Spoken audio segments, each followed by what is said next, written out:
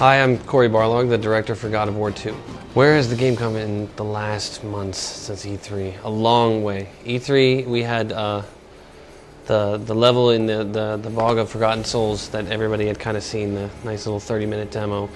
But we've done a lot to that level and also completed, the other 80% of the game in that period of time. So a lot of changes have happened in that time, and a lot of things that were sort of temporarily finished at the time have been completely finished up. So we're really focusing a lot on second playthrough being not just a throwaway. We're letting you carry over your abilities. You're going to be able to keep your weapons, your magic, and all of the orbs that you've collected. But you'll also be able to collect these urns of power throughout the game and use those to apply to your character on the second playthrough and give you different abilities. So lots of really cool things you're going to be able to do. The player will be able to mix and match those urns throughout the game. So it'll be really cool. So you start the game off and you're up in Olympus, you're on your throne, you end up coming down to Rhodes to help your Spartan soldiers destroy this city. Basically, Kratos is on this big vengeance path to destroy everything that he can and kind of conquer. So you end up getting double-crossed by whom you think is Athena, and the giant Colossus, one of the wonders of the ancient world, is actually brought to life by whom you think is Athena. So most of the level, you're actually fighting this massive Statue of Liberty-sized Colossus being thrown and tossed around throughout the city as your powers have actually been removed from you right from the beginning of the game.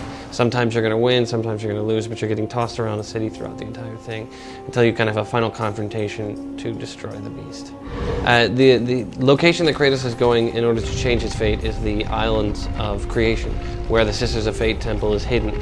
So that island is actually wrought with a ton of different heroes throughout mythology. You're going to run into Theseus and Perseus and all these other characters that you recognize from mythology, but you'll also run into people whom you'll recognize from the God of War universe. So with God of War 2, we really are kind of trying to push not only the size of the game and the scope of the game, but we are trying to give the player that base that we provided in God of War 1, and then add so much on top of it. All the things that we couldn't do in the first game, we're adding on top of that. More magics, more weapons to fight with.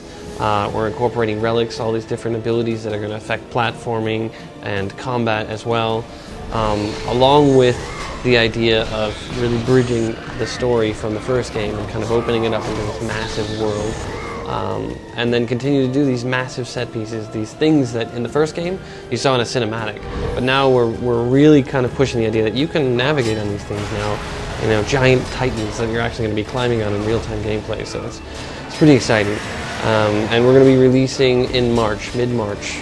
March 13th, 2007, that's awesome. I'm carrying the game on.